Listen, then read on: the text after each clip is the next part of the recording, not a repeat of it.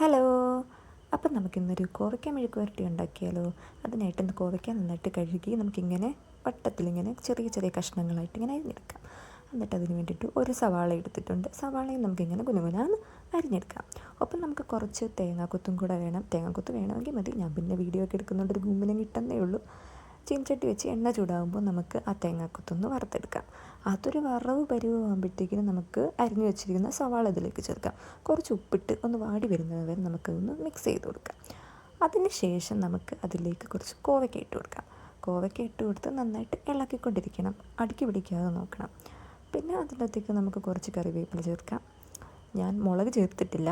പിന്നെ നമ്മൾ അത് നന്നായിട്ട് വാടി ഒരു പരുവാകുമ്പോൾ നമുക്ക് കുറച്ച് മുളക് പൊടിയും കുറച്ച് മഞ്ഞൾപ്പൊടിയും ചേർത്ത് കൊടുത്ത് അത് നന്നായിട്ടൊന്ന് മിക്സ് ചെയ്യാം.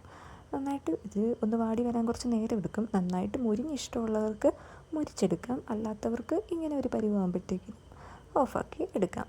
എനിക്ക് പിന്നെ കോവയ്ക്ക എങ്ങനെ ആയാലും ഇഷ്ടമാണ്.